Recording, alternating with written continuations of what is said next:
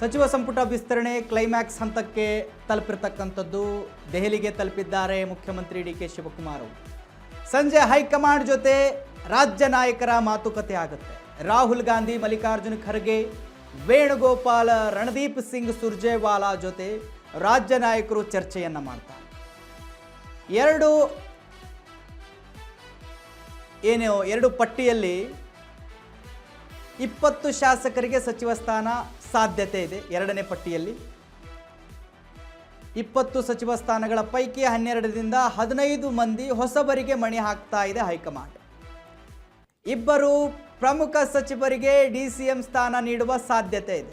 ವೀಕ್ಷಕರೇ, ಸಚಿವ ಸಂಪುಟ ಕ್ಲೈಮ್ಯಾಕ್ಸ್ ಹಂತಕ್ಕೆ ಬಂದು ತಲುಪ್ತಾ ಇದೆ. ಯಾವುದೋ ಒಂದು ಕಾರಣಕ್ಕೆ ಮುಂದೆ ಹೋಗ್ತಾ ಇದೆ, ಬಟ್ ಈ ಬಾರಿ ಮುಂದೆ ಹೋಗುವ ಸಾಧ್ಯತೆ ಕಡಿಮೆ ಇದ್ದಾವೆ. ಹೈಕಮಾಂಡ್ ಸ್ವಲ್ಪ ಫ್ರೀ ಮಾಡ್ಕೊಂಡಿದೆ. ಇದಕ್ಕೋಸ್ಕರ ಇವಾಗ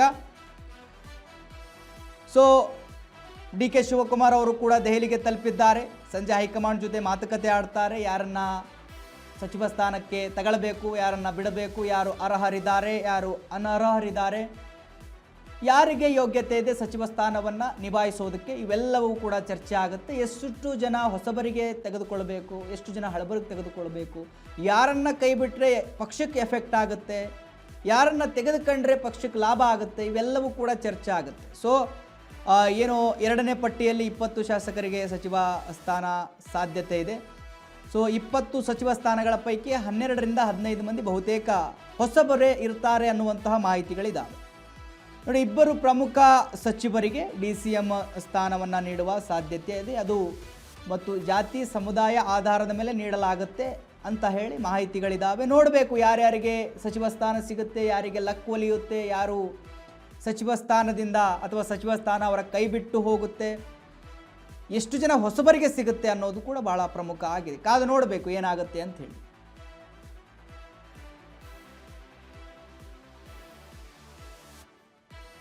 ವೀಕ್ಷಕರೇ, ಇದರ ಬಗ್ಗೆ ಹೆಚ್ಚಿನ ಮಾಹಿತಿಯನ್ನು ಕೊಡೋದಕ್ಕೆ ನಮ್ಮ ಪ್ರತಿನಿಧಿ ಜೋಯಲ್ ಫೋನ್ ಸಂಪರ್ಕದಲ್ಲಿ ಸಿಗ್ತಾ ಇದ್ದಾರೆ ನನಗೆ. ಜೋಯಲ್, ಇವಾಗ ಕ್ಲೈಮ್ಯಾಕ್ಸ್ ಹಂತಕ್ಕೆ ಬಂದು ತಲುಪಿದೆ ಒಂದು ಸಚಿವ ಸಂಪುಟ ವಿಸ್ತರಣೆ. ದೆಹಲಿಯಲ್ಲಿ ಡಿ ಕೆ ಶಿವಕುಮಾರ್ ಅವರು ಹೋಗಿದ್ದಾರೆ.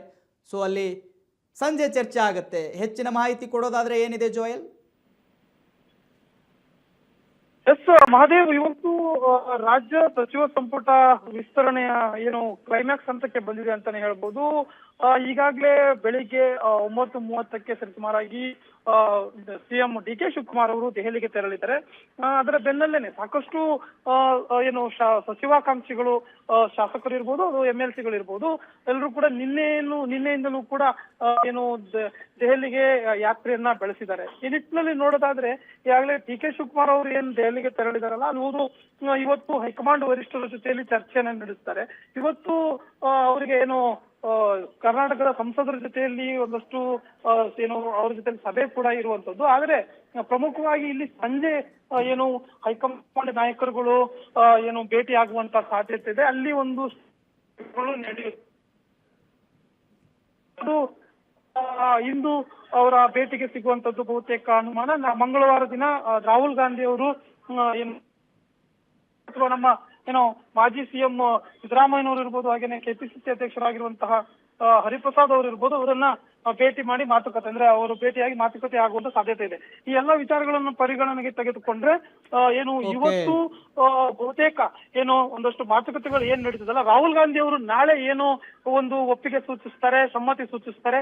ಆ ಒಂದು ಲಿಸ್ಟ್ ಇಲ್ಲಿ ಫೈನಲ್ ಆಗುವಂತದ್ದು. ಈ ನಿಟ್ಟಿನಲ್ಲಿ ಜಾತಿ ಆಧಾರಿತ ಇರ್ಬೋದು, ಸಮುದಾಯ ಆಧಾರಿತ ಇರ್ಬೋದು, ಒಂದಷ್ಟು ಅನುಭವದ ಆಧಾರಿತ ಇರ್ಬೋದು, ಎಲ್ಲ ರೀತಿಯಿಂದಲೂ ಕೂಡ ಒಂದು ಪಟ್ಟಿ ರೆಡಿ ಆಗುವಂತದ್ದು.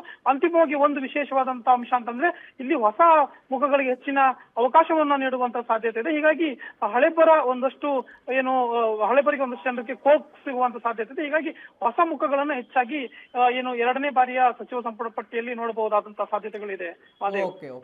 ಥ್ಯಾಂಕ್ ಯು ಜೋಯಲ್, ನಿಮ್ಮೆಲ್ಲ ಮಾಹಿತಿಗಾಗಿ.